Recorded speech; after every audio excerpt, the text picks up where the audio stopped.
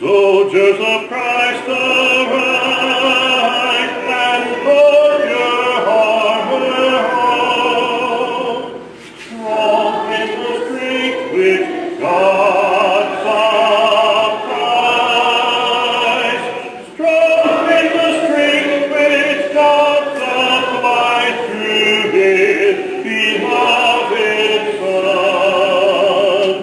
Strong in the Lord.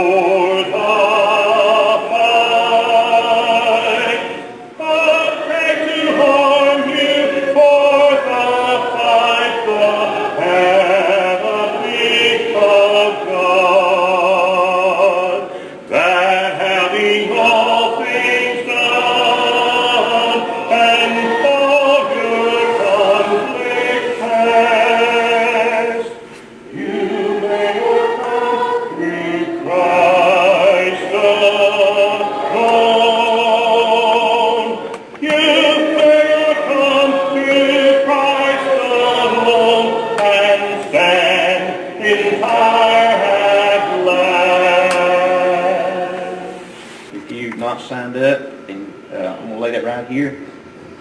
Looks pretty good. Got a good group signed up, good group coming. I can't think of a better day. It's going to be cold, and we've got chili, and we've got beef stew, I think, and a variety of soups, and all sorts of desserts and cornbread. Got cornbread, you don't need nothing else, right? Should be a good evening. Hope you can not only be here for our worship tonight, but stay and eat with us. It should be a lot of fun and very enjoyable. Sweethearts, yeah. I think you ruined yours.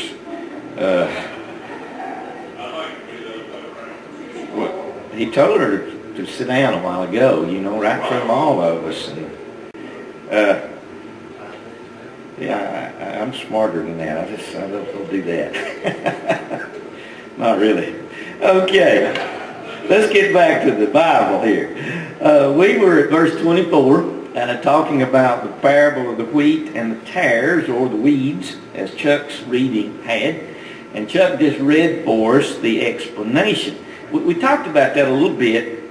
Basically, Jesus didn't give explanations to explain his parables as a rule, but the parable of the sower, he did, and the parable of the wheat and the tares, he did.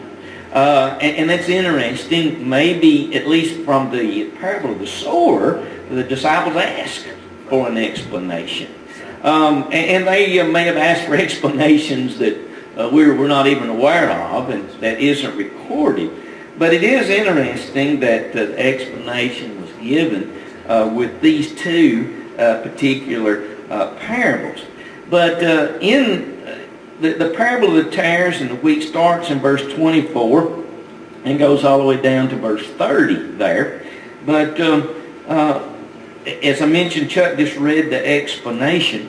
And I think what we were talking about last week as we closed out is the fact that not only is the good seed sown, but the devil sows seed as well.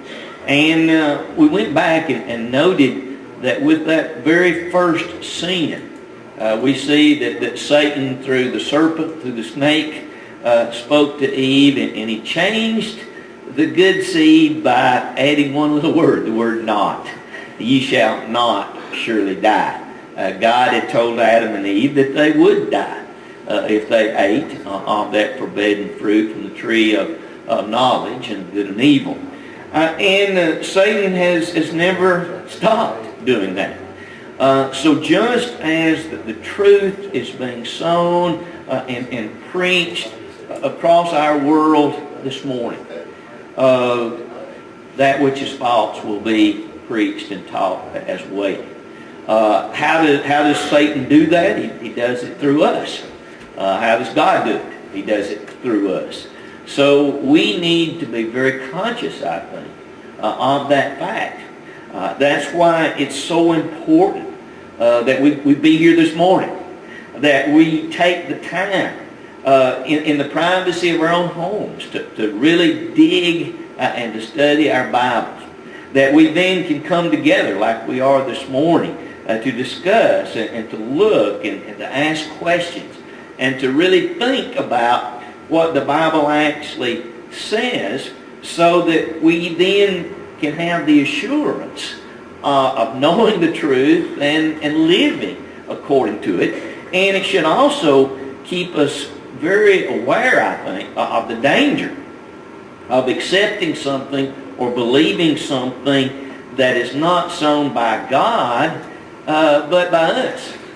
So we need to recognize that what we are sowing needs to be according to the Scriptures, thus saith the Lord, and realize that Satan, if he can influence us, will cause us to insert words or actually leave words out. And that's not a thing that we need to take lightly. Any comment or question on the parable of the tares? Like I say, we just had the reading of the explanation, but any comment or question about it?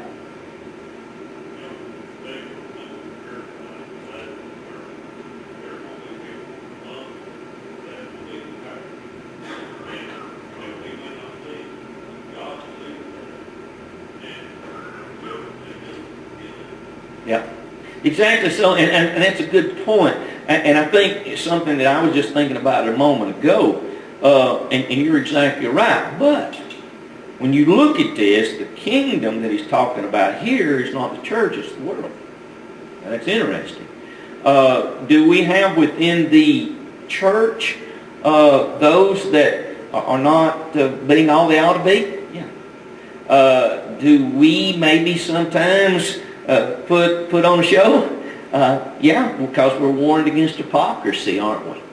So that's a problem, and it has to be dealt with. Here, he makes reference that the kingdom is the world.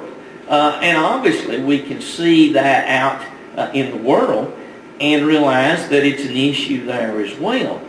You remember when the Apostle Paul was giving his last admonition to the Ephesian elders, going back to Acts chapter 20, and he talked about the fact that there would be wolves that would arise, and he said, even from among yourselves. So there is that danger that one or more of us would take a position or would teach something that would be damaging to the church. And obviously we realize that out in the world that is the case, because a lot of folks just really have a limited respect for the Scriptures, and thus don't put an emphasis on being biblically correct, and feel like that maybe that's not even that important anyway. Anybody else with a thought there? Yes?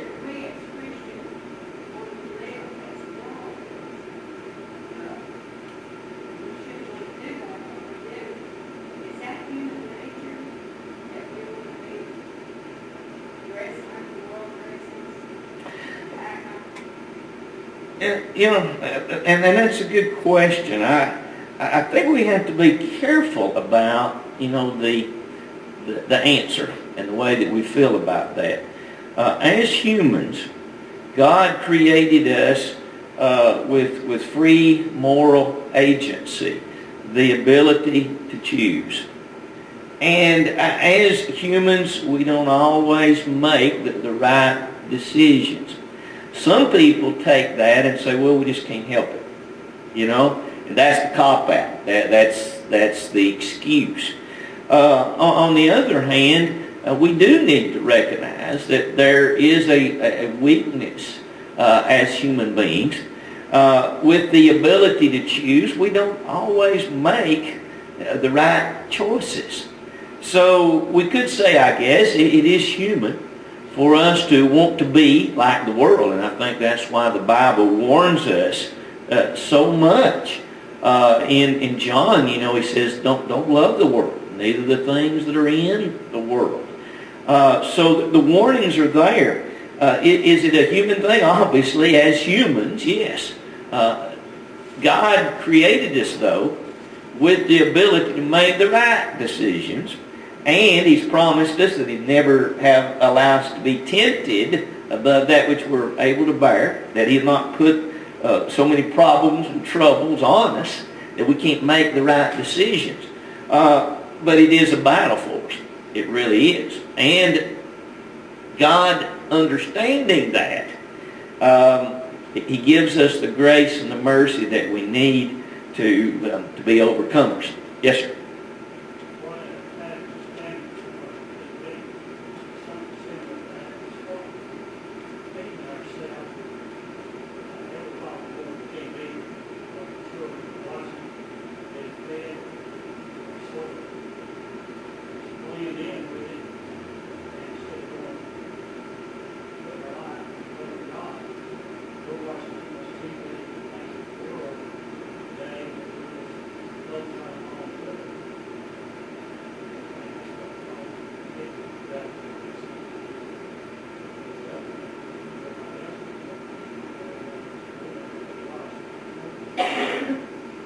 We are influenced, aren't we? And we're influenced by the things we read, the things we watch. And the old devil, you might make a pretty good argument that the one thing that the devil has done to destroy the world is the television.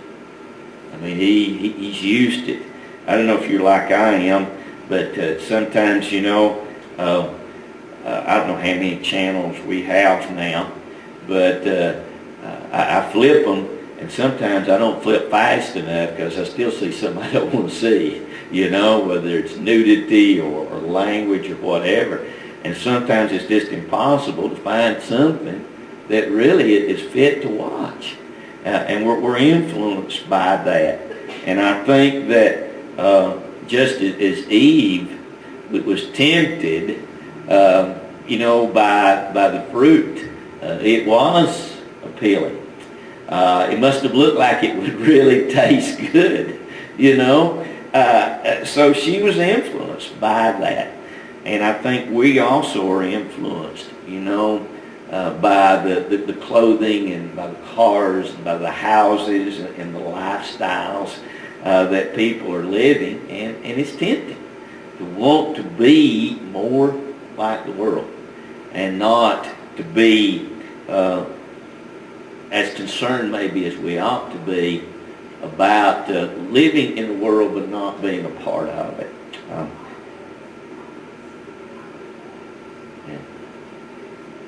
Romans chapter 12. Those first two verses there in Romans chapter 12, as Shirley, if you didn't hear in the back, in verse 2, Paul says, and be not conformed to this world, be transformed. And it's interesting, he says, be transformed by the renewing of your heart, that you might know what is that good and perfect will of God. That's verse 2.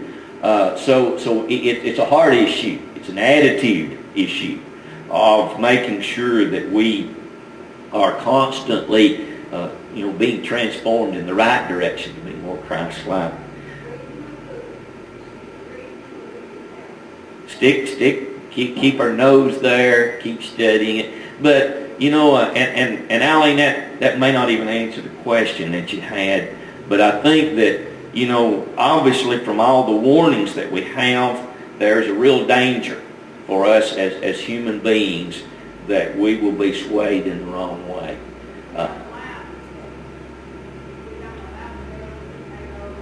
Yep.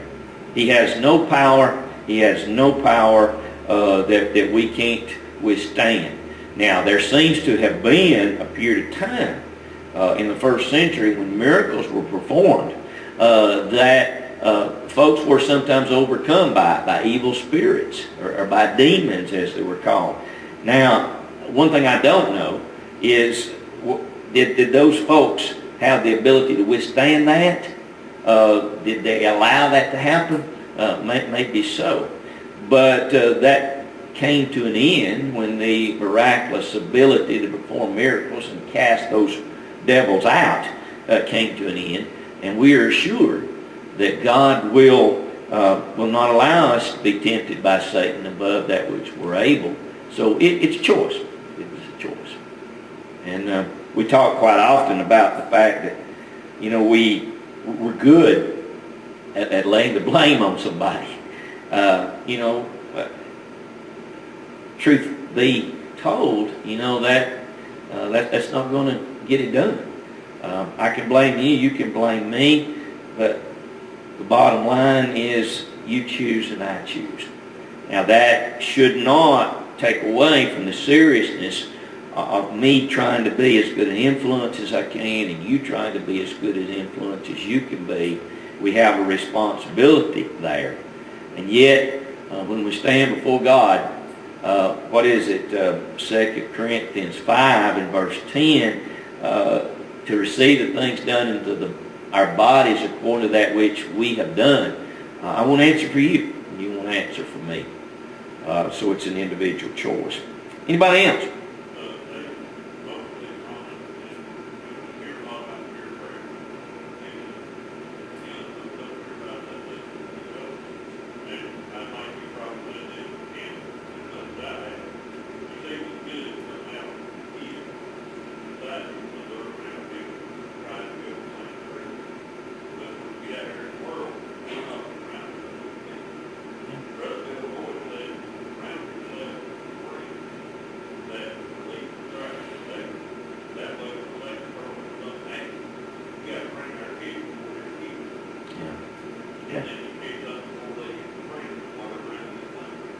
So much is dependent on our associates, isn't it, who we associate with.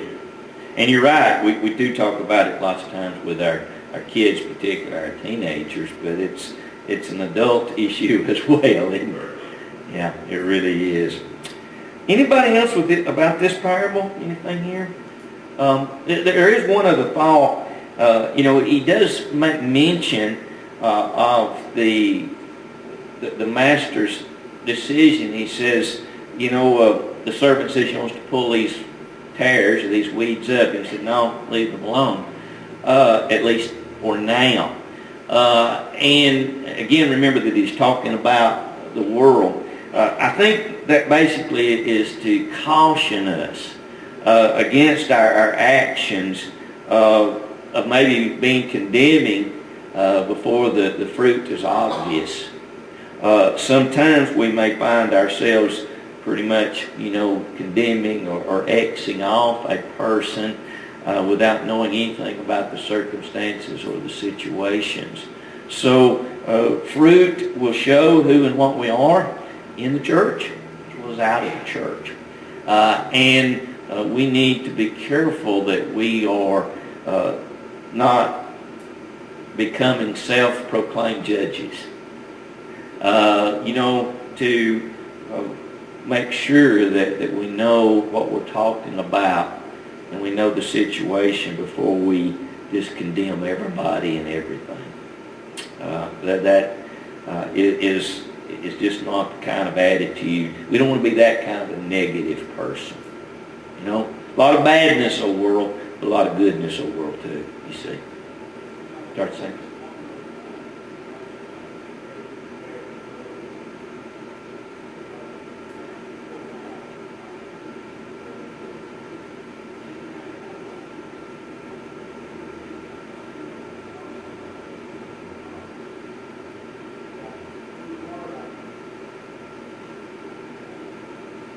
And not only them, but maybe because of our harshness, you got another person over here watching.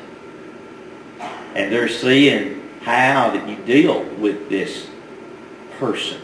Now the person may be, a sinner to the nth degree. But how do I approach that person? How do I deal with that person? Because they've got a son or a daughter or someone else that is observing that.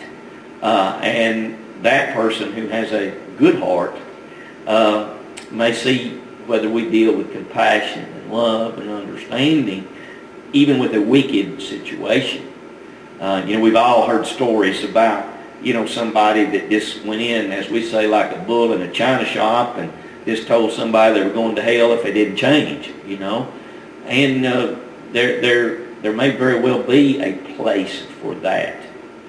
But the damage that is done when we act that way and talk that way to somebody else that's observing that, they very well may be misjudging, but they may very well look at us as being self-righteous and know-it-all and so forth. And so you shut that door. May be accurate in what we say, but what about the damage that's done to somebody else? So it's a warning, I think, for us.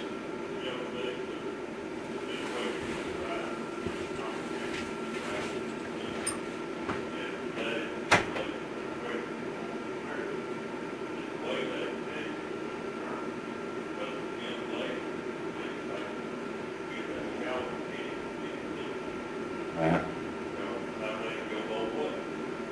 If we are condemning or right.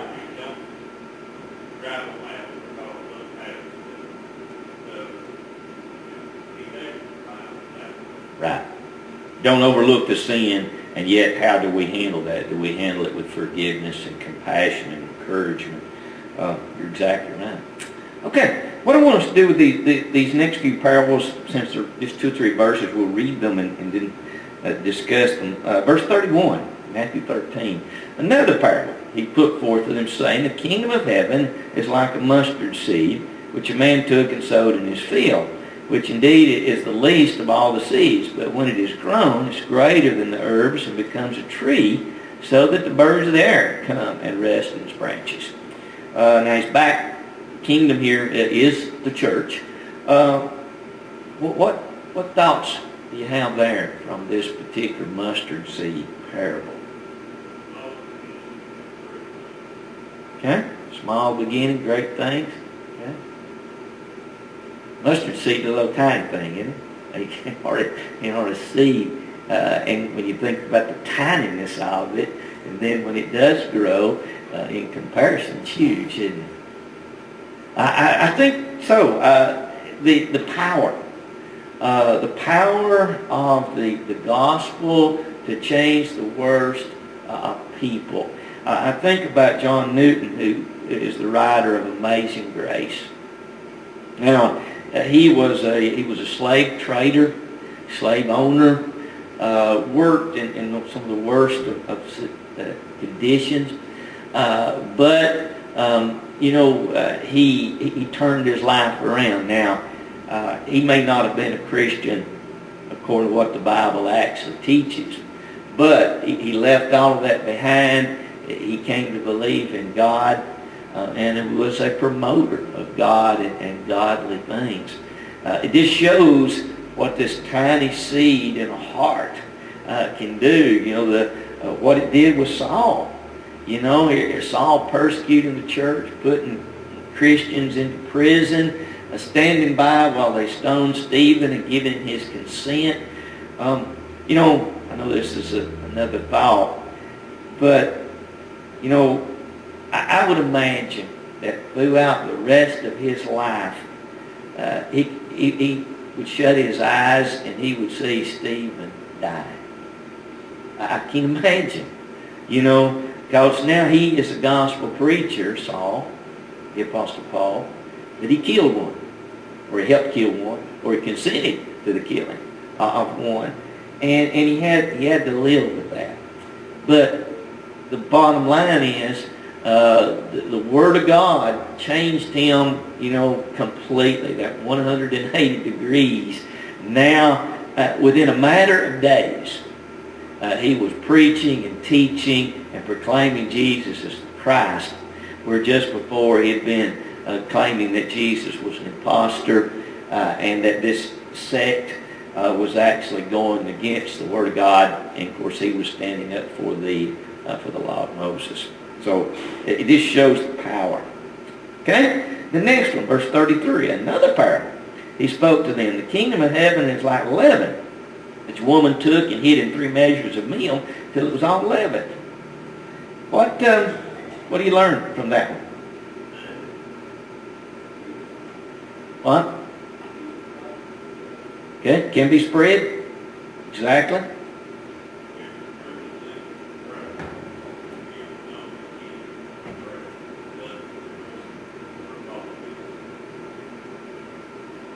Okay, good point.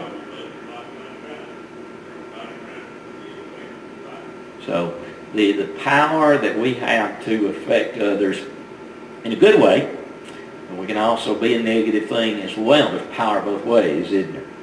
Yeah. It doesn't take a whole lot of leaven. Those of you that cook, to get that leavening power there to influence the whole lump. It talks about 3 measures here. But it's very similar to the parable that he was just talking about with the mustard seed. The power to change a good heart.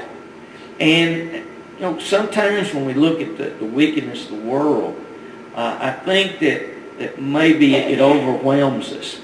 I'm really convinced that there are people out there with really good hearts.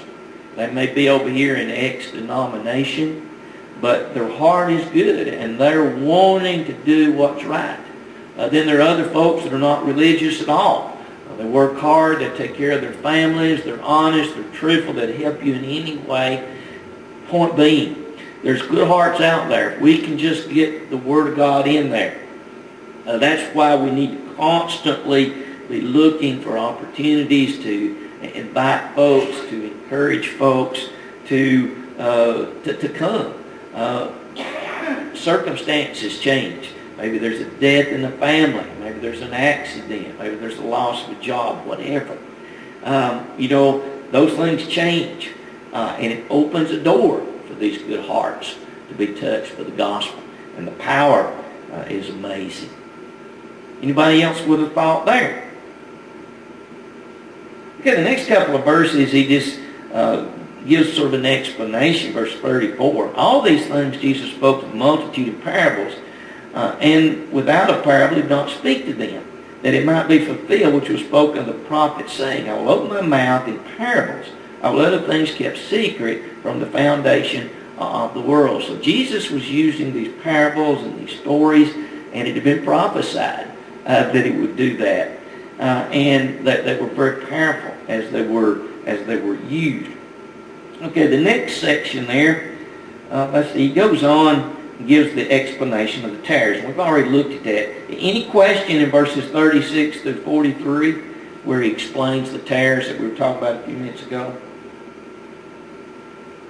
Okay, it's going on down to verse 44. Again, the kingdom of heaven is like treasure hidden in a field, which a man found and hid, and for joy over it, he goes and sells all that he has and buys that field. What about that one?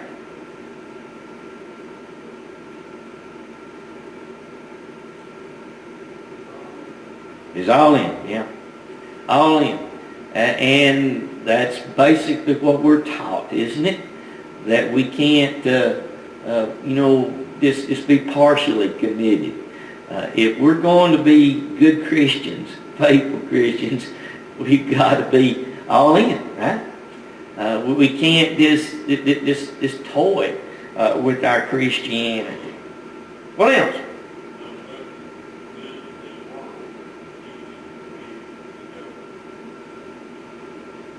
Yeah, exactly so.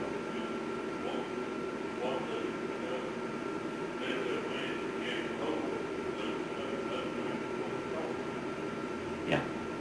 And it's worth whatever the price, whatever it takes. And that's difficult. Jesus talks about, back in Matthew chapter 5, about, loving family. And basically says that we have to come to learn God, love God more. Some of you have faced this, others face it. to where you had to make a choice between God and your mama because of her opposition. Some have to make a choice between their wife or their husband and doing what's right because of the opposition that is there.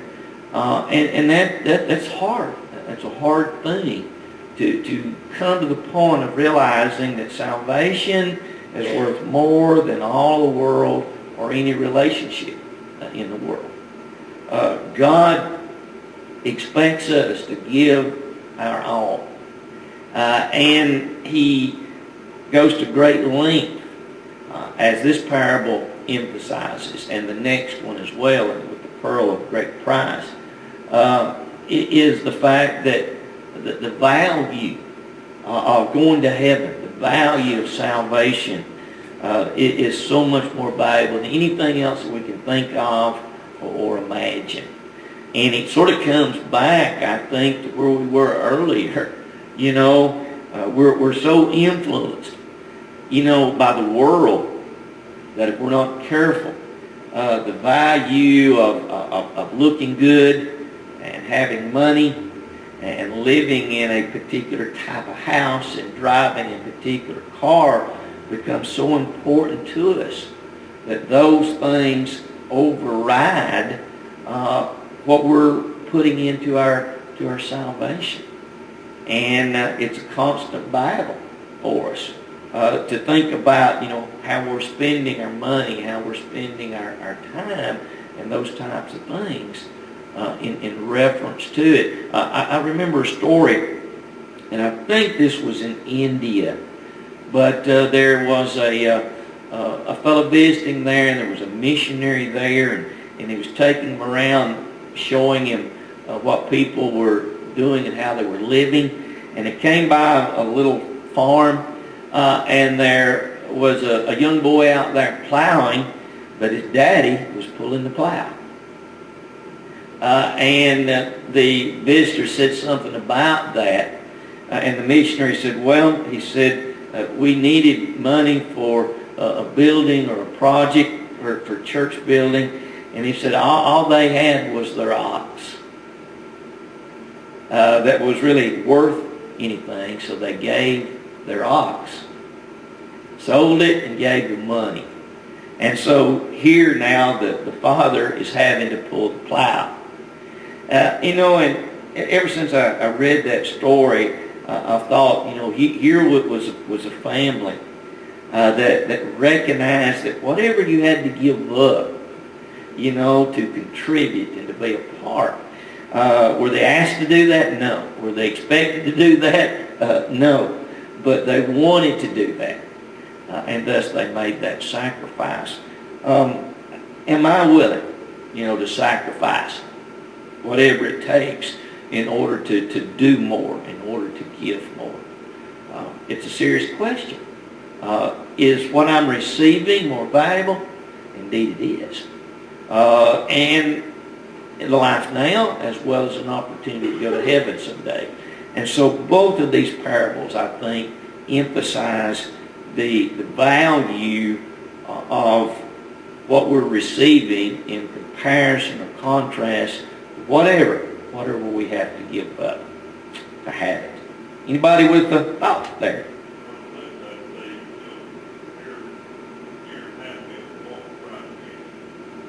Yeah, Libby and I were talking about it. Yeah.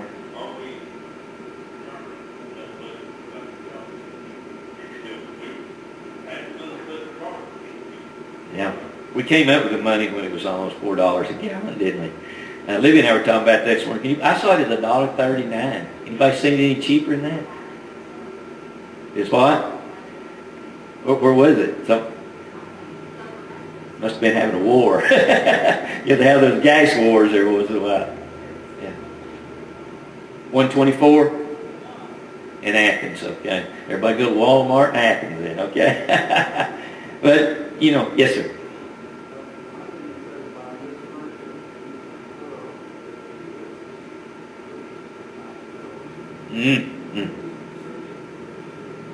Yes. Yes. Now, we're looking at verse 45, 46.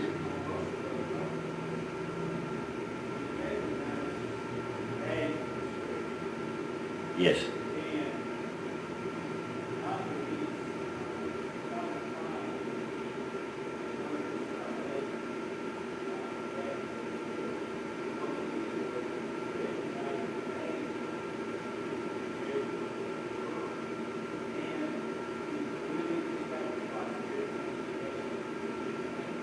Yes. Yeah. It's a good point. He was looking for that which was valuable, that which was more valuable. Now, the other one, in this verse 44 maybe doesn't indicate he found what was hidden in a field, maybe plowing and plowed it up. But in the one you're talking about, verse 45, a little different twist. The merchant was actually seeking. He knew something about the value of these pearls, and he was seeking more value, so a little different in those two. Anybody else with a thought there?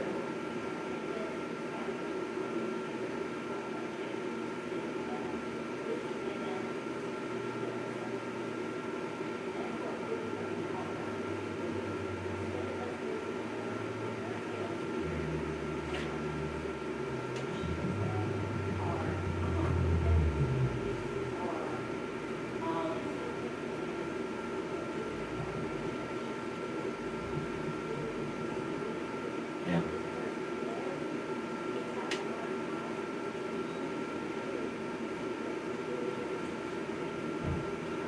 Yeah, I hadn't even thought about that idea, but I agree. I think that's one of those sideline points. Is here's somebody that was looking for value, looking for good, and the Bible obviously emphasizes the fact that we find pretty much what we look for. If you look for bad, you're gonna find bad. Okay, mark that point right there. We'll start with verse 47 in the dragnet. And what we're going to do is when we finish this, we're going to go back to Matthew chapter 8 and look at some things in Matthew chapter 8 before we move on a little further in Matthew. Appreciate your comments this morning. Reach out and touch the Lord as He walks by. You know He's not too busy to hear your cry. He's passing by with flow, but your need will supply. Reach out and touch the Lord as He